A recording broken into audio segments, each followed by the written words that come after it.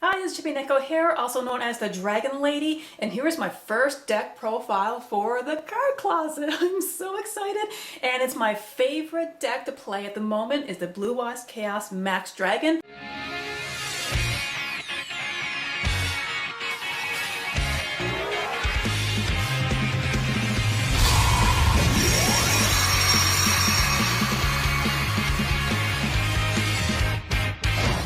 I have done a few profiles of this deck back on my original channel, the Cat Basket Media, but here, this channel is all focused on Yu-Gi-Oh!, my returning obsession. So the reason why I love this deck is, first of all, it's a dragon, and I love dragons. Second, it's very quick, it's very easy, it flows very well, it's powerful, and it's very consistent. And I think this is the kind of deck that almost anyone can really enjoy playing. So with this deck profile, it will help you get started. This one is more competitive, so let's just cut right to the chase. Okay, for your monsters, you're going to need 3 Blue Eyes Chaos Max Dragons and only 1 Blue Eyes Chaos Dragon. Reason for that is this card is extremely searchable, and he's only one of the 2 OTKs I have in this deck, and he's technically the secondary OTK method I have for this, so that's why. And second of all, he's also a decent beat stick, and he has a secondary effect that the Chaos Max has. He cannot be targeted or destroyed by card effects, so if he's the only thing you can get on your field, that's not too bad. At least it can get you through another turn. You're going to need 3 Blue Eyes White Dragons. This is the only vanilla monster you're going to have in your deck, and he's only here for the food. He's just there to help feed your Chaos form and your Advanced Ritual Arch to get your Chaos Max Dragon out. But yeah, I mean, he's pretty and all. You can still summon him through a tribute, but overall, that's all this guy is. He's just food for the big boy. 3 is aboard the Mega Monarch, and holy man, I want to give a massive shout out to the Kali Effect for coming up with this idea. I've kind of known about this card for a while, but I never ever thought to add it to a Chaos Max Dragon deck, and it's amazing. Basically what he does is he allows you to attack your opponent's extra deck, which is amazing. And of course, if you use him as a tribute, it allows you to pick which cards in your opponent's extra deck to send to the graveyard. Now, of course, you have to send your own cards to the graveyard as well, but that's something I'm going to show you, something else that the Kali Effect has shown me here. 3 manager to 10,000 hands, and he's pretty obvious. You basically, once you summon or flip summon this card, it allows you to get a ritual monster or a ritual magic card into your hand from the deck. So yes, this guy is absolutely a must. The ratio of the Devi rituals in this deck I have is 3 candles, 3 talismans, and 2 pencil plumes. Now the books are useful, but this ratio is good, especially considering where you have 2 level 3s and 3 level 4s. That's actually quite good for some of the strategy that this deck involves, especially with the card called Creature Swap, which is coming up. I can show you a few funny things you can do involving these cards, but I like this ratio. It allows you to present, this one especially is handy because if for some reason that your Chaos Max ends up in the graveyard, at least with this card, it allows you to get him back into your hand. And you can start the ritualing process all over again, which is nice. And your last 2 monsters, you're going to want 1 Lava Golem and 1 Garmasil, the Sea Turtle Kaiju. These cards are amazing. There are cards that your opponent can have on the field that can prevent you from even using your ritual magic cards, from doing a tribute, anything like that. These basically allow you to take out problematic monster cards that your opponent has. Lava Golem is amazing simply because it allows you to sack 2 of their monsters, and of course if you special summon it in defense position, it allows you to take advantage of Chaos Max's true power, which is a double piercing. And Garmasil is just great in case your opponent only has 1 monster in the field, which can happen, and it's can be a very problematic one. It can prevent you from doing your tributes or using your magic cards. So he is great, and of course he only has 2200 attack, so special summon him and attack the position and you can just go in for the kill. And another added bonus with these guys is they're both level 8, so they can also serve as food for your Chaos form if you happen to have these guys in your hand and you don't really need them to sack anything on your opponent's side of the field. For your ritual magic, you're going to need 3 Chaos forms and 3 Advanced Ritual Art. You can kind of get away with just 2 Advanced Ritual Arts, but I like 3 because it works well with the ratio of the Devi rituals I have set. But if you had to choose, I would definitely go with the Chaos form simply because it is extremely searchable, and I'm going to bring you to that. For your search cards, you're going to need 2 Bingo Machine Go and 3 Melody of the Awakening Dragon. This card is insane. This card can get you a lot from this deck. It allows you to search for a Chaos Max Dragon, the Chaos Dragon. It allows you to search for the Blue Eyes. So it is insane. And the Bingo Machine Go allows you to find, well, same thing. The Blue Eyes, the Chaos Max Dragon, the Chaos Dragon, and your Chaos form. So get one of these cards in your hand and boom, you're pretty much ready to go. We're gonna need 3 creature swap. This card is amazing, and the reason why I have this in my deck is you can do another OTK with this. Basically, what you do is you take a defense position Devi Ritual, you give it to your opponent, take one of their monsters, and you go in for the kill. This move happens more often than you may think, but this is also a great defense card because if your opponent has something really strong and you have nothing to work with, well, just place a Devi Ritual up in attack position and swap it, and you can use their more powerful monster to take a nice life point hit to your opponent. And I've done this before and it really works. So it's, while it's mainly there for the OTK, great defense, great way to improvise if anything with your ritual monsters or your ritual magic cards go south, which has happened to me. So at least side deck it, because this card is really, really good. I have 1 Raigeki and 1 Lightning Vortex. This card, in fact, helped me win a game against Trickstars. It's basically another Raigeki, but it has a cost. It only allows you to destroy face-up monsters on your opponent's side of the field, but if you discard a card, you can wipe their board. And especially when it comes to a full field of Link monsters, I know some of them cannot be destroyed by effects, but let me tell you something. If they have no protection, this card really takes people off guard. It's an underrated card. I think it's really good. Raigeki, I still think it's more powerful than what people give it credit for. I know most people side deck it, and I totally understand that, but I've been main decking it a lot for the past while. I don't know if I'm just lucky, I'm able to draw it a lot, but people don't really expect this either. When I play it, some people kind of they kind of forgot it does exist. But Lightning Vortex, almost everyone I know has forgotten about this card. So you'll definitely give them a surprise once you do play it. But I would say at least give it a try, because a board wipe can help you a lot if you don't have much to work with.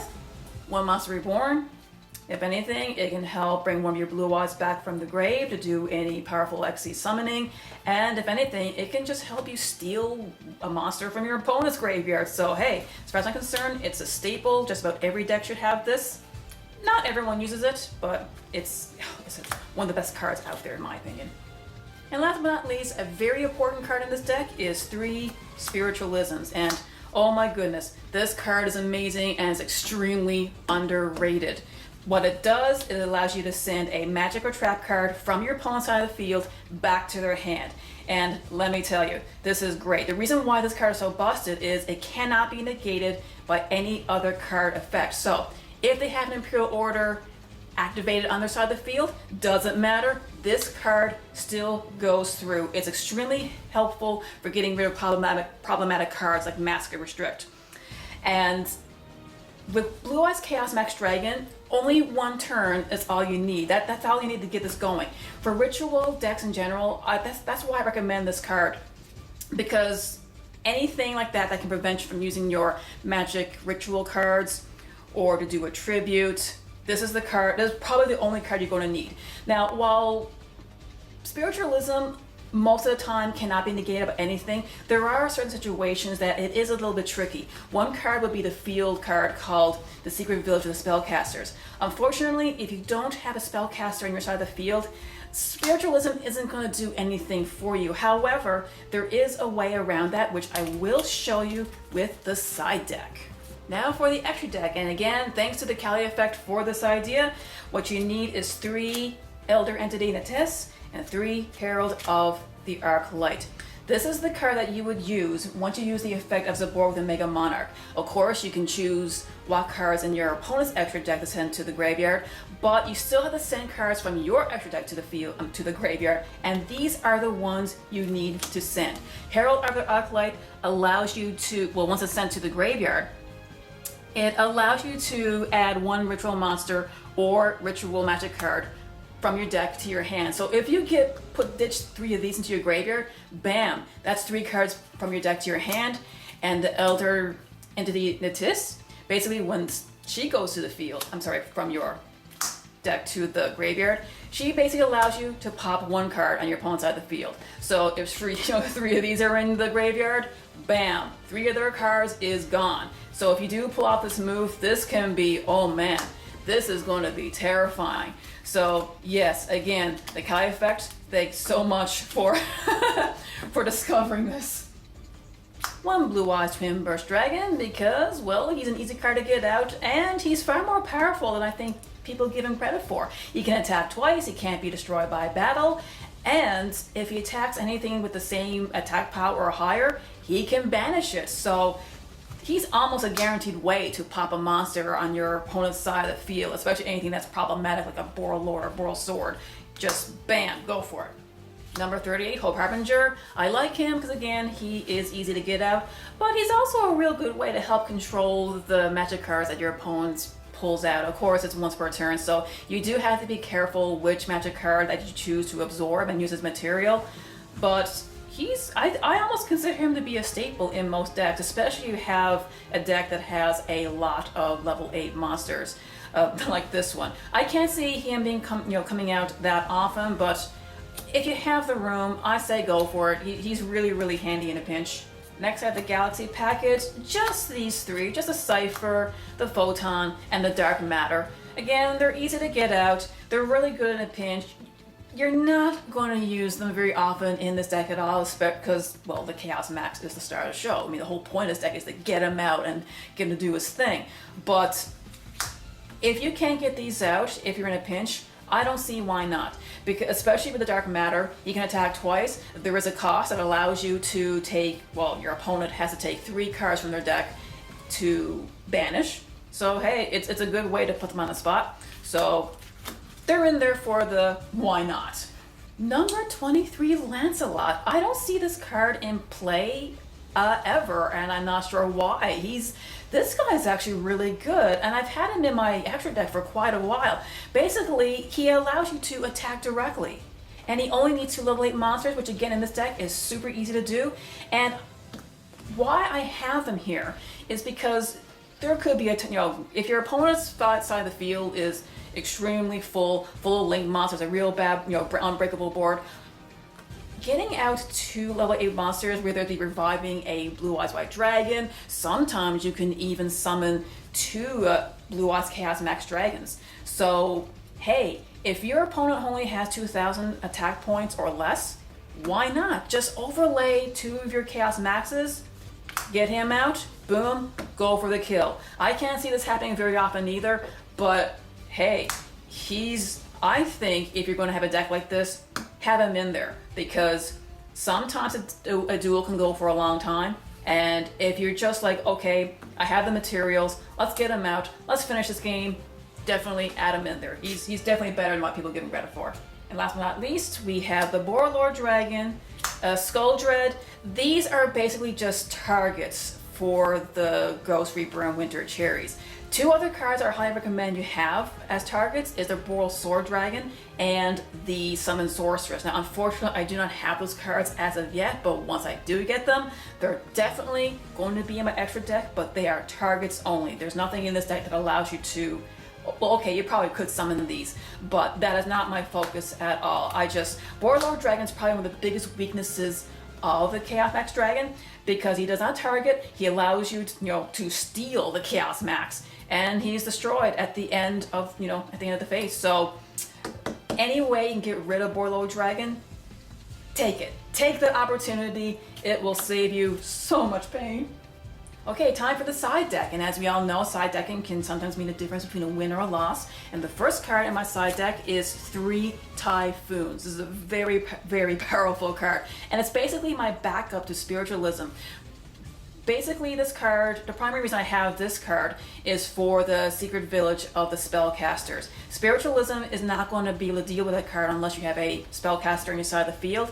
This deck does not have any spellcasters, but it doesn't really matter. What you can do, if you know your opponent is playing that strategy, what you can do is just swap out your Spiritualisms and put in your Typhoons instead. So this will get rid of that secret village, but it can also get rid of their other back row cards. So again, if they use a Mask Restrict, this card will still take care of it.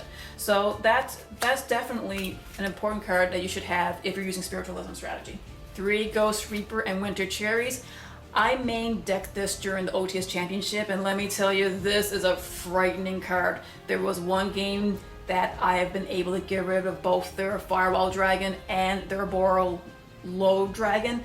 So yes, those are cards that you don't want to go against, but not the Firewall Dragon anymore because it's illegal, and I hope it stays that way.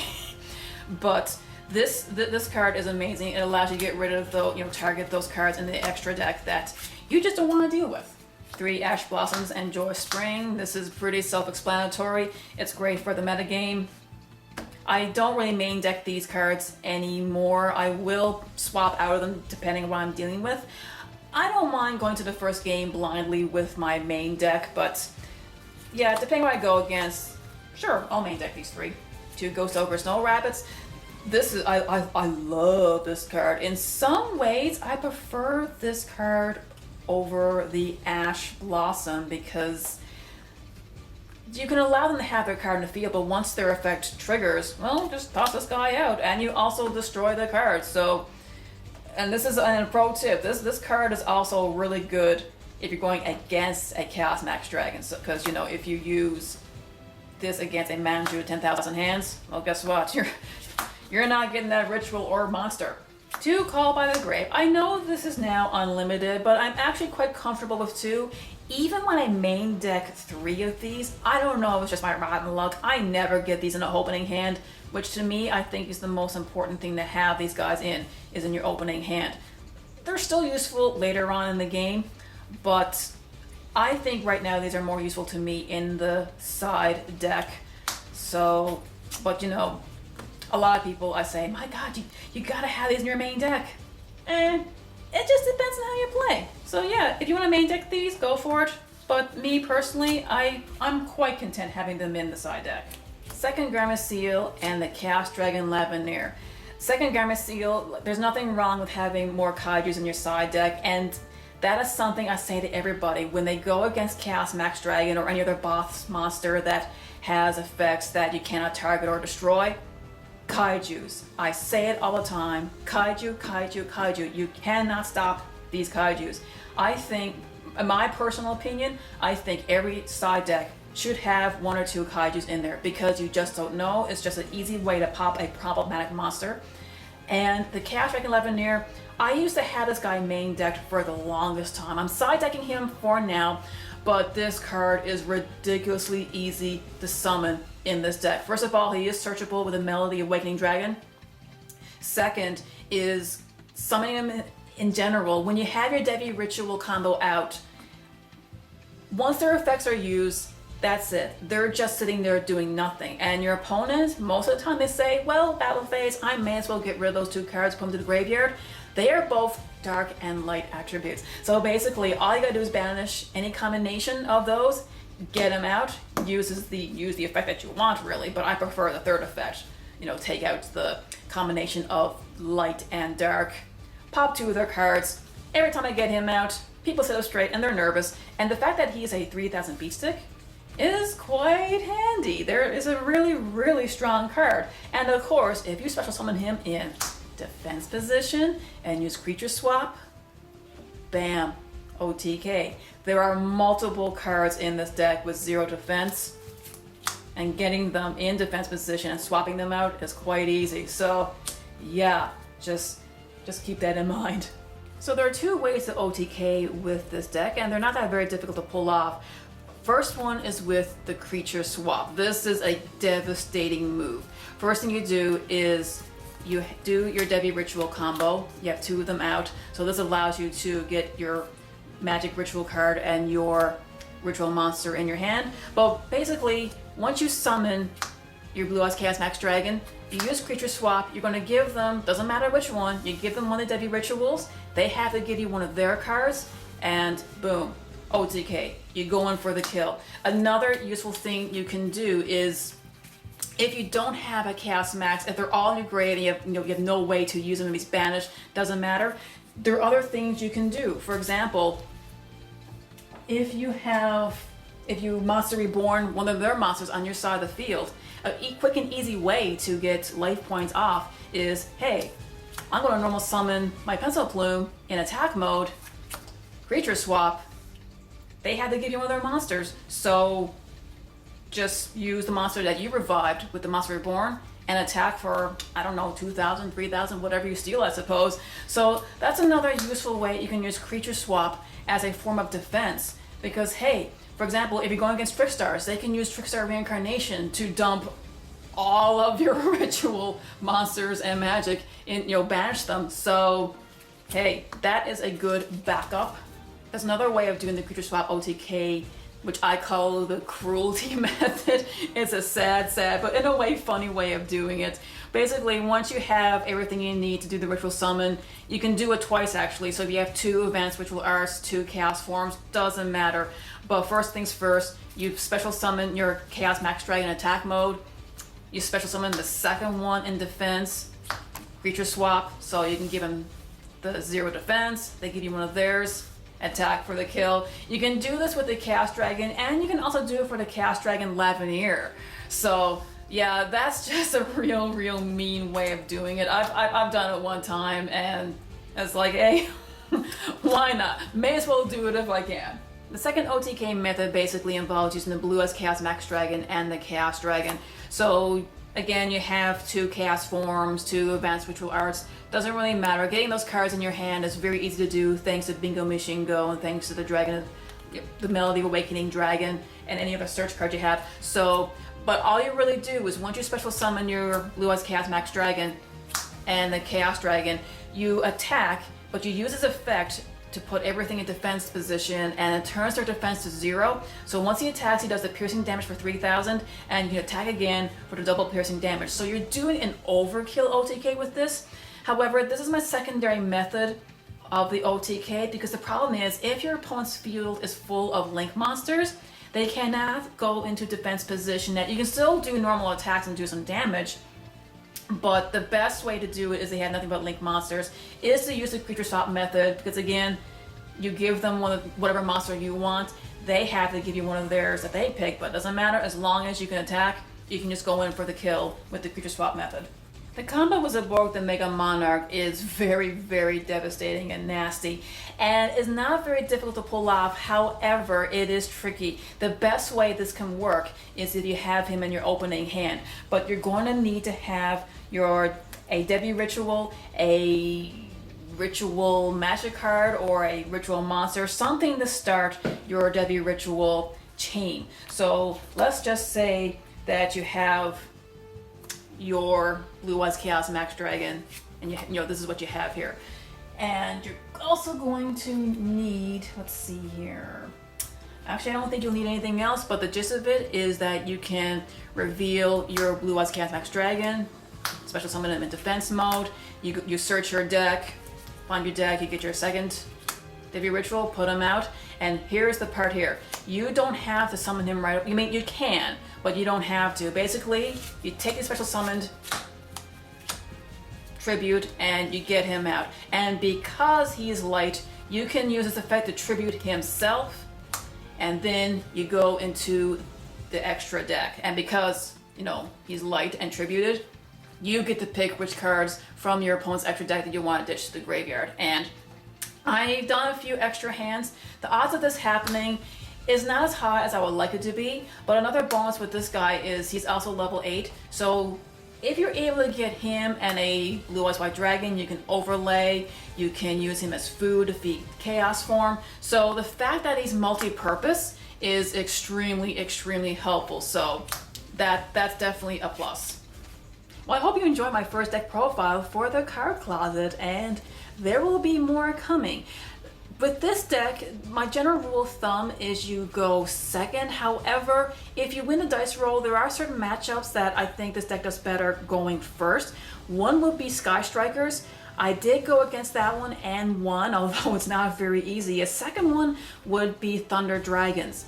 If you go first with that one, because there's lots of targeting involved, Thunder Dragons tend to struggle with this guy once he's out.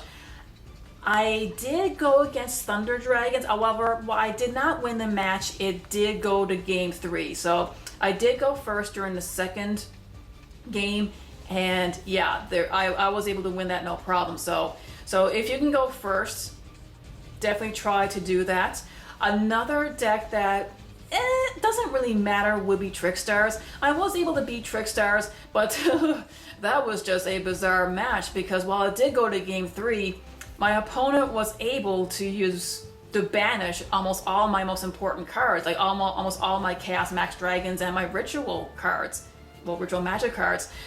So thanks to other cards in this deck like Creature Swap, Monster Reborn, Lightning Vortex, all the Devi Rituals, Improvision, I was able to improvise it quite well, and I was able to win the match, which actually shocked me quite a lot because Trickstars can be quite devastating.